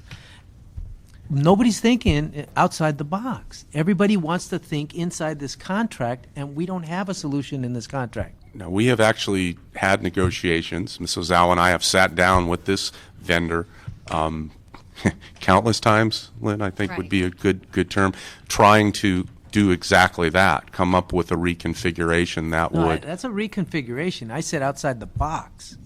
I'm thinking new inventions. I'm thinking what else would this person take to give us what we need? Okay. They will, a reduction in... Let's just keep this in revenue. Maybe the community... It's all thoughtful points. But once again, the good news is dramatic increases happened in 2 months. Correct. We're almost home free, and we need to talk in that positive sense about how we get home free, thinking out of the box, with Mr. Alicante saying, and Mr. Smith has been saying too. Okay, so let's just, you're finished, right? Okay, please. Sam Rubin, I'm with Palisades Pride, and I share your sentiment. It seems like the priority here should be the public, and this gentleman says the Charter and the Public Works Department calls the shots here. But as a community member, I feel we're being held hostage to a poorly drafted contract, and the community is getting the shaft. Bus stop shelters are basic infrastructure for every community, of every social neighborhood in this city of 15 districts, and they should have had a preferred return. That money goes to provide the communities that don't have desirable advertising markets, so they get them first. Unfortunately, you have a private objective here, which is advertising. You have a public objective, and I believe your objective is the public. And it's hard to solve both problems because it's obviously about money. You say, why haven't we done anything? Because to date, we're not equipped yet. We're outgunned. We're out-financed, and we're outgunned, and we're out-lobbied as a community member. And what the street furniture is really advertising vehicles wrapped up. It's called street furniture, but these are intensive advertising structures. These are like Hummers on the road. The pillars and the packs, no matter whether it's the West Side or Boyle Heights. And someone allowed all these plans and exhibits to get approved and wrapped up into this contract, and now you're cleaning up the mess for the community. So I'll let other people speak, but Appreciate that, Sam. And just a footnote on that, just so everybody understands this. Right now, even though I take a substantial amount of pillars and packs and have more than most districts, the money is equally divided among all 15 districts. It doesn't even go back to the people who are impacted by the pillars and the packs. spread across the board, which is 15 inequitable. equal districts, which of course is the other side of the unfairness of the deal. The other point is, that's what makes a lawsuit is, does the Public Works and the Charter trump the specific plan? I don't believe it does. I'm not a lawyer, but I believe the specific plan is enforceable, and that's what makes a lawsuit. That's what makes a ball game. Public Works, they should be serving the public, not the billboard companies. Okay, great. You're up, sir. Okay. Your name for the record. Gil never know. Dembo. I'm affiliated with the Pacific Palisades Community Council. In 1985, we prepared a specific plan. This was approved as an ordinance, ordinance number 160515. It was reaffirmed in October of '92 and in March of '93. And in this specific plan, prohibitions specifically says bench signs and monument signs. Now, that's that. In this contract between the city and Viacom Deco, on page 11, It specifically says, step 7, street furniture task force will review the sites to ensure conformity to city codes and ordinance. This specific plan was an ordinance. And so this contract that you made with the city specifically says they have to abide by all the city ordinances, including the specific plan of the Palisades. Therefore, we would like them to stop harassing us and take out and trying to force us to take billboards and packs and things of that nature. In 2009, the Norman Bench Company contract expires with the city, and the Palisades community will remove those benches and put in our own benches at no cost to the city. So I'm just putting you on notice. We appreciate that, Gil. Thank you. We support you. Okay, and we're with you, babe. All right. Diana Plotkin, president of the Beverly Wilshire Homes Association in the 5th District. Yep. And I have another thought with regard. First of all, you have a letter in the record already from us opposing this, but I have another thought. If, in fact, the majority of these things are being dumped in the 5th and the 11th And 4th. and the 4th District, that's discriminatory. If it's not spread throughout the entire city evenly, then you're discriminating against other council districts, and certainly in the 5th District, where we have a very high majority of the Jewish population. And I am not very happy about this, and that is another challenge to this contract. If it isn't even across the board in every single council district, then it's discriminatory against people in the city of Los Angeles. Got to think about that, because that's another issue that can be explored and maybe help in this contract, because we're very much opposed to this. Thank you very much for that. And if we could ask Sandy from Brown from the Homeby Westwood group, Laura Hughes from the Gateway to LA group, and also, is it Calbert? Oh, that was you. You did yours, okay. We have somebody that says general comment where it's supposed to put your name from Comstock Hills Association. So if you didn't do it, just let us know. And Jeff Jacob Berger from the Mid-City West Community Council. Okay. I'm sorry that Councilman Alarcon left. My name is Sandy Brown, for the record. I'm here on behalf of the Homeby Westwood Property Owners Association in Westwood, 1,100 single-family homes north of Wilshire Boulevard. We did meet with the council office and Board of Public Works rep and someone from CBS DeKalb. We said no, no, and no. It's not good at Wilshire and Gailey. It's not good at Wilshire and Westwood Boulevard either. Councilman Alarcon said that it shouldn't infringe on those who truly need the service. Well, you're infringing on those who truly don't need the service. We have more advertising in Westwood and the Village area and surroundings on Santa Monica Boulevard than you could ever imagine. And I'm not going to spend a lot of time, because I'm pleased to see that at least 2 members who have been outspoken about this are very concerned about the same thing. I think the city attorney left, but I do want to refer again to Friends of B Street versus the City of Hayward. And is he still here? Did he arrive? Oh, there he is. Would you take a look at that case and report back, if you possibly can, in your next staff report? It's Friends of B Street versus the City of Hayward. I hope that will be of some help. As I said, we did meet, and we said no, no, and no. I have a question about the staff report. It does say that efforts are made to voluntarily comply with such plans and adopted actions. What does efforts and voluntarily mean in the staff report? It's very, very loose, and it's just not absolutely not acceptable. Santa Monica Boulevard was, when they redid Santa Monica Boulevard, they paid I don't know how many millions of dollars to get rid of the billboards.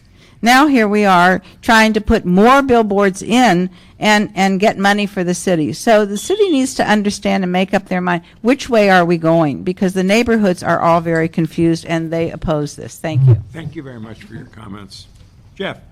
Jeff Jacobberger with the Mid-City West Community Council. First, our neighborhood council took a position opposing any of this furniture, but we went further, or any furniture with advertising, but tried to go further, figure if we were stuck with the pig, let's try to put some lipstick on the pig.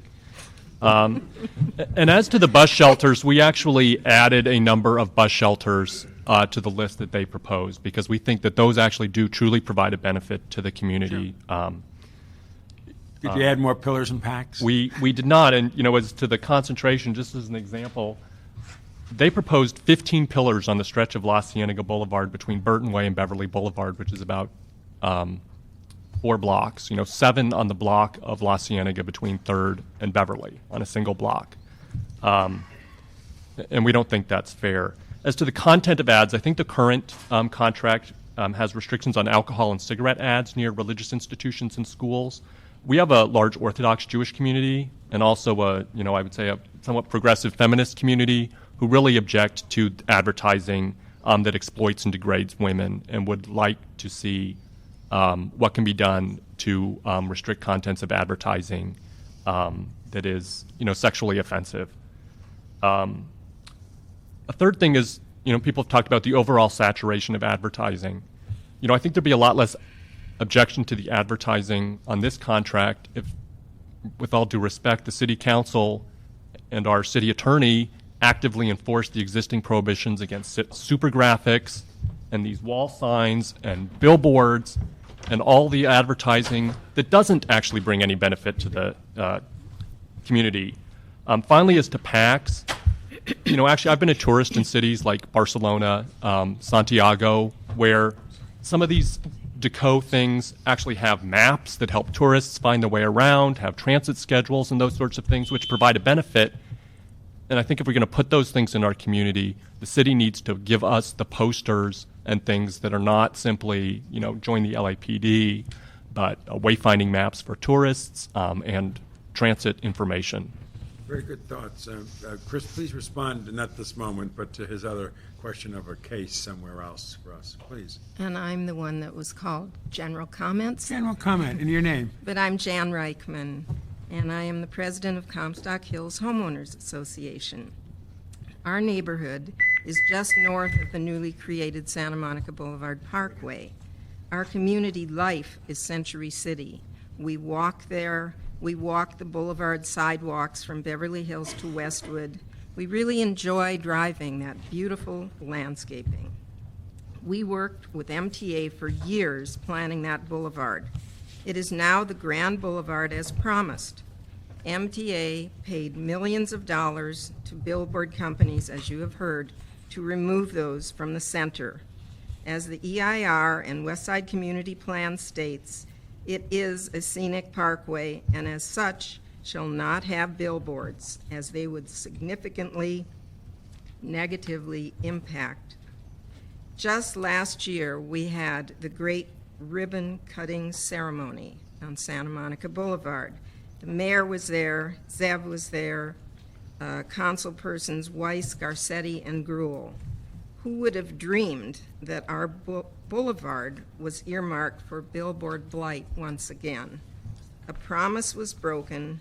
We do not want illuminated pillars that are almost 3 times taller than I am, and that's 14 feet, a little less, and have them placed in the beautiful median or on our broad sidewalks just planted with hundreds of specimen trees. Now, I did the drive around with Barbara and Carol Spencer and people from CD5 and also Francois from CBS Deco, and we pleaded with him to not deface our beautiful boulevard, but his constant answer was, this is where I can sell ads, and that's why we want them there, because you're an affluent area, Century City's big, and this is where I can sell ads. So it is, Mr. Alarcon, all about money. That is what it's all about. Thank you. Got nothing to do with the people. You're right. Appreciate your comments. Could we ask Yuval to come on up? Yuval Kramer, Caroline, I think it's Spencer, if I'm right on that, and Steve, is it San? Great, okay. You're not going to speak? Yeah, okay. Everybody, come on down. Big shot like you, I thought you were going to speak. Okay, we'll start with you, Madam Caroline. You're up. Good afternoon, Good committee afternoon. members, ladies and gentlemen. I'm Caroline Spencer, and I live just 3 short blocks from Santa Monica Boulevard in Comstock Hills. I just want to say that I worked with both the MTA and the Department of Public Works as they planned and built the Santa Monica Boulevard Transit Parkway. I was really happy to volunteer. Now, during this time, millions of dollars were spent by the city to remove the billboards from the railroad right-of-way to achieve the visions of the West Los Angeles City Plan that designated both Santa Monica Boulevard as well as the Avenue of the Stars as scenic highways. Scenic highways have restrictions for advertising. And this was all done about the same time that this contract was written. Okay, so the two of them were at the same time. Neighborhood volunteers helped the Department of Public Works to find the money to put the overhead wires underground. We all pitched in as we have immense pride in our city.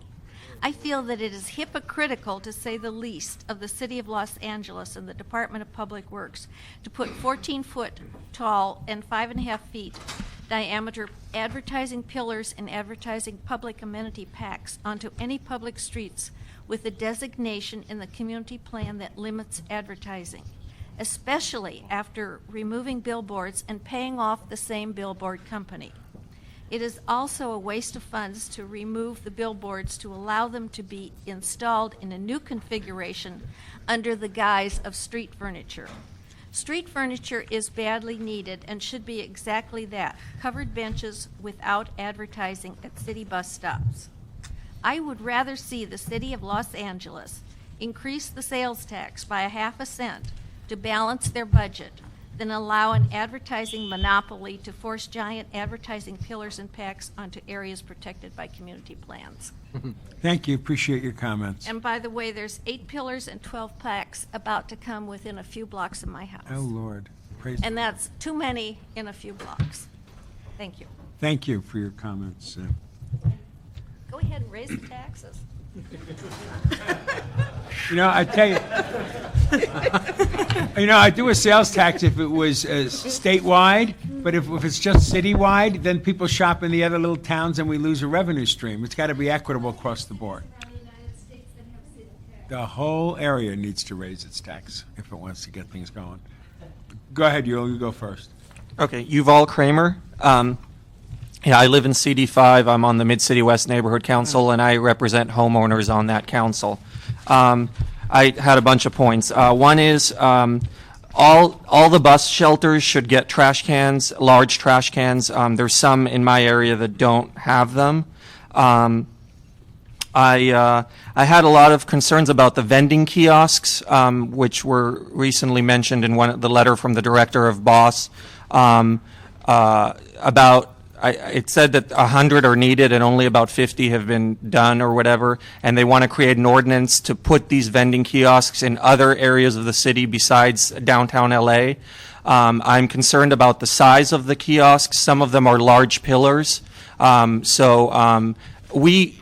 neighborhood council was one of the few that was consulted on all of this stuff, and we were not told about vending kiosks. And I would also like to know if all of the council members are rushing to meet this deadline, is that going to be an obstacle to getting this bonus? Because that would be ironic. I'm opposed to, as far as packs, I'm opposed to 3-sided packs.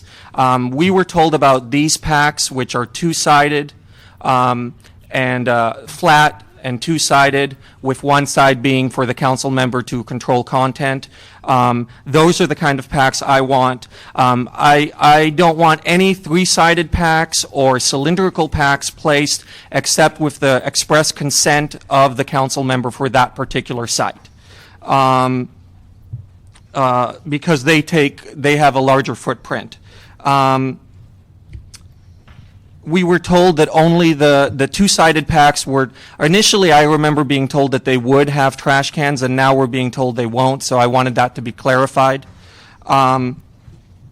Pillars should only be next to, I did not want any pillars to be placed on islands or medians because I think that's a public safety issue, and we had some in my area that were being proposed for medians and islands, and I just think that's going to create accident. People are going to get hurt. Revenue should be shared equally between the council districts for bus shelter revenue, but for pillar and pack revenue, it should be proportional to where it's being distributed. Thank you. Appreciate your comments. You saw my thumb go up, and it had nothing to do with negotiating the deal. Go for it. Steve.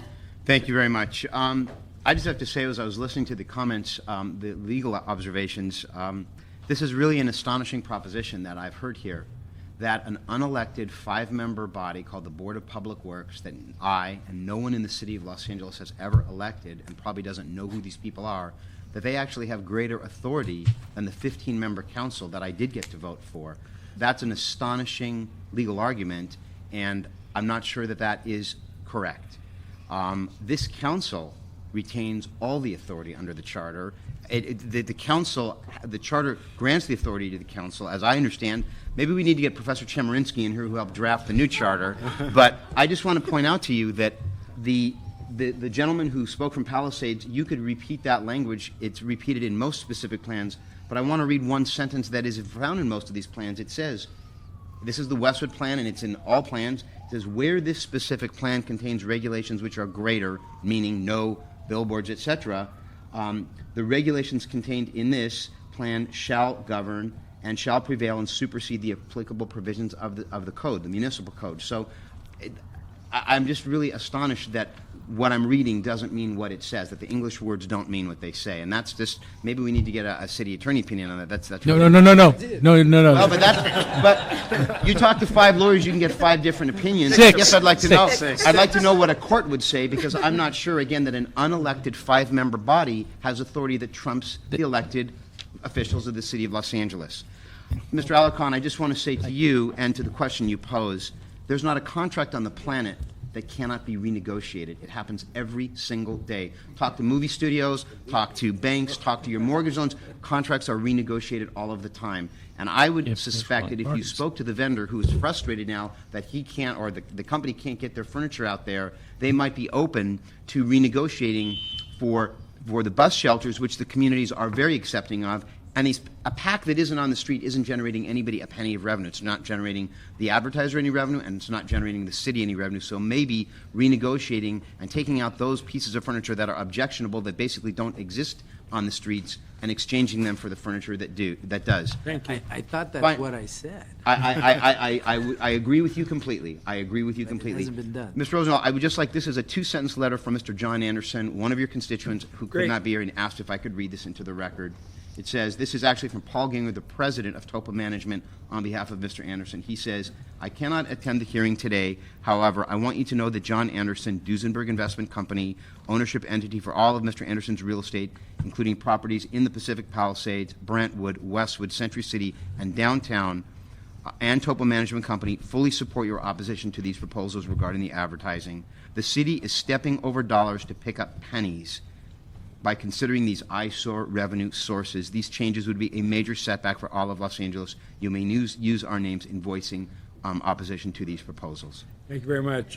J.J. Rabinovich? Rabinovich. Good evening. Good afternoon. Good afternoon. Almost evening. Go ahead. Well, I'll try not to last that long. Just say shalom. Shalom, right. Your name for the record? J.J. Rabinovich. I represent an organization called Agudath Israel of California. We're a division of a national organization called Agudath Israel of America. Into the mic. Sorry about that. Okay. J.J. Start Rabinovich. over again.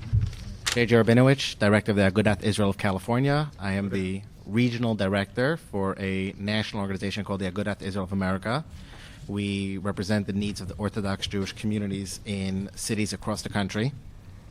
As Mr. Rosendahl noticed so astutely, I actually am an Orthodox Jew, and I speak here on behalf of the Orthodox Jewish community. We have a large concentration centered around the Beverly area, Beverly-La Brea area, and my argument here is not so much the actual structures themselves, which have had many valid issues already raised by my colleagues here from the homeowner associations, all well thought out and laid out. But even if the council were to approve the placement of these structures, there's still an issue with content. We have issues with many of the advertising, much advertising, which was unthinkable even 5 to 10 years ago, is now considered acceptable.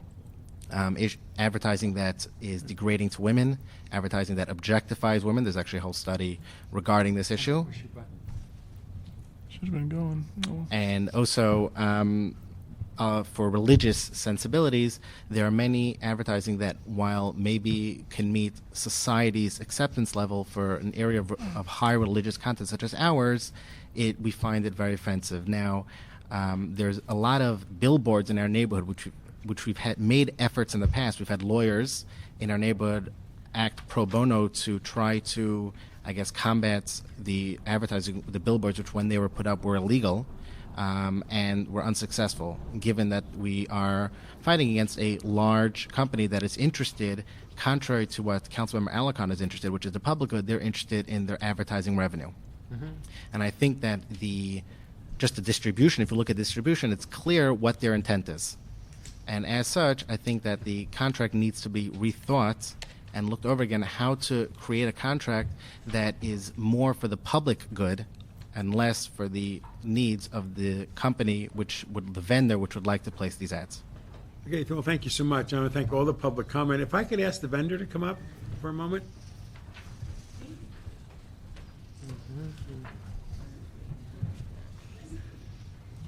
Good afternoon.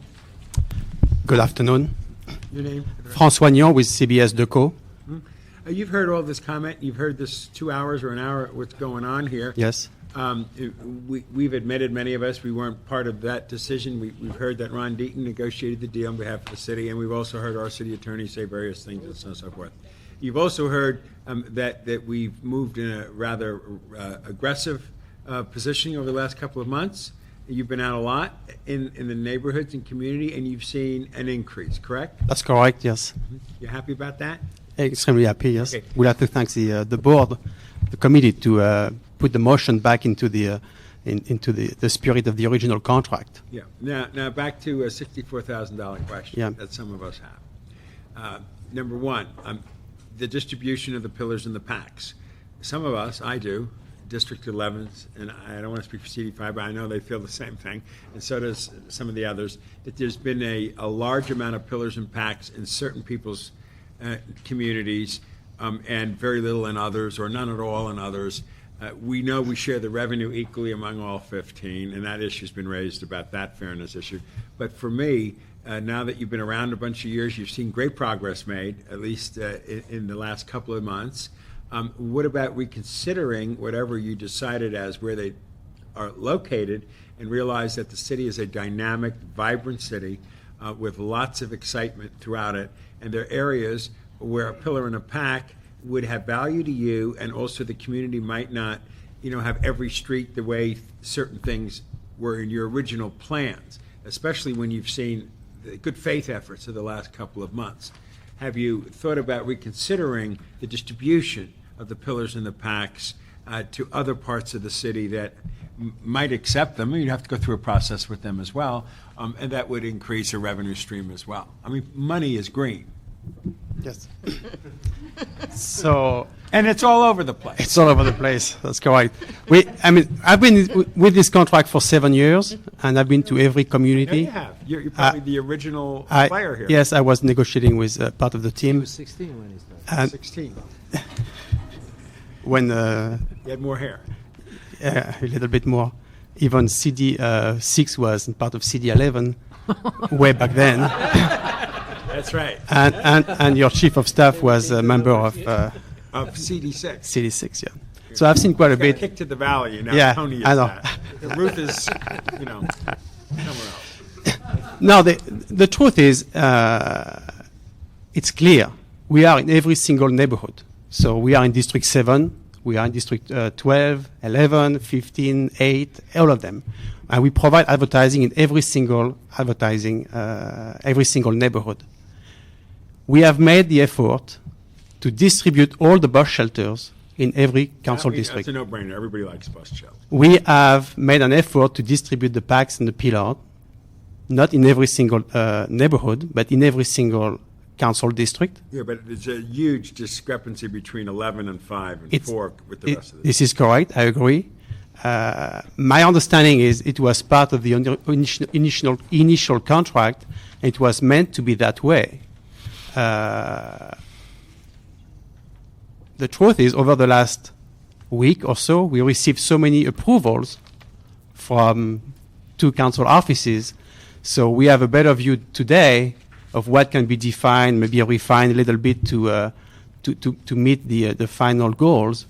But up until a few days ago or a few hours ago, there was a big gap, and it was not possible because we have to pay a rent. And there is a timing issue. We are on year 7. We have to pay the rent for year 7, when technically we are really in year 2 of the contract in terms of construction. So it's just like if you asking me to pay the rent for a 4-story building, and I've got access only to 2 stories. Sure, right. So that's an issue for us, and we are very concerned that whatever commitment we are getting today, we're going to have to live by it for the next 13 years, and we're going to have to pay you. You're not going to come back to me and say, oh, pay us less because you have less pack or less pillars. I'm not sure you're going to... No, but what I would like to propose to you, Yeah. in the sunlight of this room here, is that in the last few weeks, in the last couple of hours, you have seen a very positive set of circumstances develop. Now, why not take a deep breath and look at pillars and packs in other neighborhoods throughout the city that would, in fact, be valuable from a marketing standpoint, shows the good faith of what we've all been doing, at least since we've put a lot of focus on it here. And I got to applaud Mr. Weiss, as well as others who have aggressively moved forward. My staff has spent a lot of time to up those numbers dramatically. But if we say to you, enough is enough for us here, can you look at your initial package, since it is really year 2 of a 7, that should happen, all that, and we consider looking at some of the other council districts for pillars and packs so that there is more of a distribution within that context. And therefore the revenue stream, and we can meet our goals and everybody can be happy. What do you think? In light of what we received over the last couple of days or hours, we have a new set of numbers that we have to work with. So obviously, if we are missing 2 or 3 packs somewhere, we can live with that. But if there are some area in the city where we cannot be because people don't want us to be, and it's a valuable location for us, it's part of the global package. We are servicing a lot of neighborhood, and we need to be everywhere. You can bring some of them to my district. You might block the view of the railroad tracks or some of the illegal signs that we have there, but I think they would be welcome. We have installed a lot of equipment in No, I'm cities. talking about the packs and the pillars. Pillars and packs, the things that some communities don't like. You have some. There are You have many some. areas in my community where they would be well liked, that are well trafficked, that would, I think, generate good advertising revenue, and hopefully if it can help in us moving forward with creating your revenue goals with our service goals, I'm happy to help. And I have to believe that I happen. You're great. I happen to believe that there are other districts where these pillars would never be viewed to create a blight. They might eliminate a blight, and so I, for one, would be happy to work with you to exchange. Even recognizing the revenue stream might be less. But what kind of trade-offs? I'll take 2 to 1 that you can't have someplace else, or, I just think we've stagnated by living up to the details of this contract that will not satisfy anybody.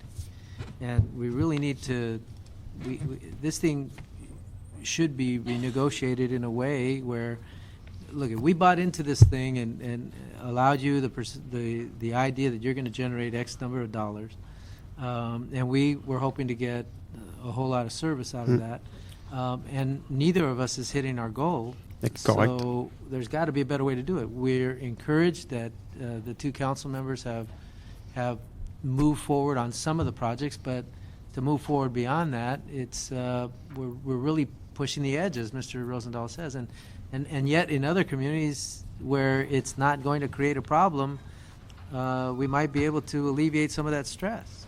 And I just it's very frustrating for all of us, and I don't. There's nobody here who, I don't think there's any disagreement of anybody that's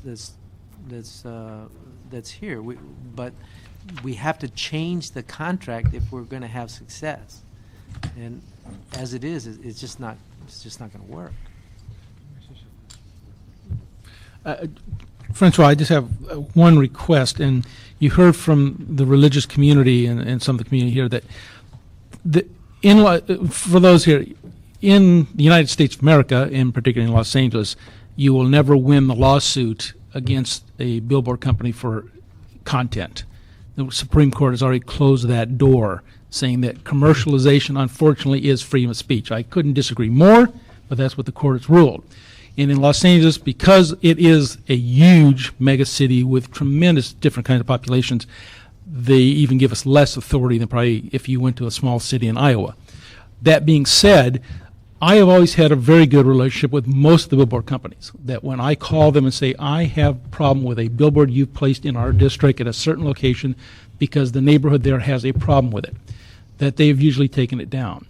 We have some very strong religious communities in this city. We have a city that there's 140 different languages spoken in. This is the multicultural capital of the world, and we try to be cognizant of their concern whenever possible. You have some very strong religious concentrations in certain parts of our city that have real problems with content, and they're socially unacceptable to their religion. And so I would ask you, if you would work with those communities and trying to restrict the kind of advertising you place in those certain areas. And I think some of us can help you define that. Some of those here can help you define that. It may not be in the contract. I'm asking you to do the socially right thing to do and commit to us today that you would be willing to work with them on those kind of issues that when you get into real content issues. Would you do that? That's correct. I mean, I would like to say that we're doing it. I meet with a lot of community. Last night I was in Mar Vista. One person had a concern about a movie. We took down the poster today regarding, I mean, when we select the location, we're also very mindful of what's the neighborhood and what's the surrounding area. We know there are some, I met with JJ earlier, and I said that, there are some locations where we wouldn't propose a bus shelter or a pack. Yeah. But the content, we have to be, I mean, I gave my phone number to everybody, and the phone number is on every piece of furniture, and they can call us. The truth is we've been very mindful to all that issue, and we have been very, we believe, very responsible and very responsive as well to any kind of demand. Good. So so we have your commitment for that, and I want you folks here to know that.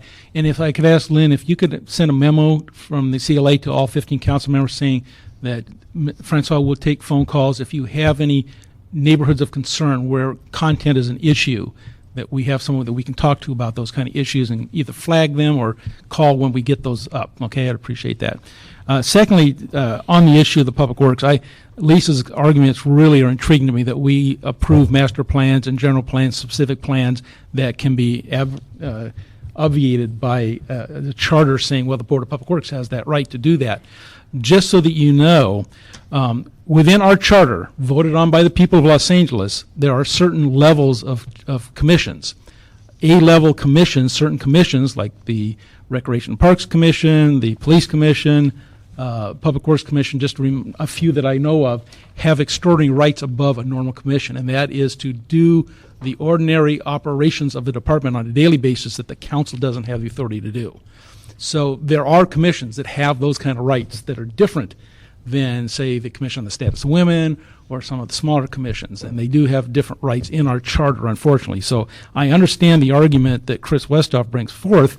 I'm not so sure it's that clear, because I can't imagine that an ordinance that we wrote that says you can't do something is, in fact, obscured by this larger conceptual issue that the charter says, well, they're an A-level commission, they have other rights that you can't change by ordinance. So I'd like to see the exact language, if you would, Chris, because that's a hard one for me to swallow, too. Okay. Well, you've explained it. Can you just show it to me in writing? Because, and no offense to you, Chris, we've had a great relationship and will for another 2 years and 19 days. But I've had the city attorneys, and not you necessarily, but other city attorneys say, oh, that's not a problem. And when I look at it, I say, whoa, that's a problem. So I want to see it in writing if I could, okay? No offense. Okay, now let's just take this one step further. Here's what I'd like to see happen. I'd like to see the CLA's office and obviously street furniture groups that do this here for me in the city meet with you.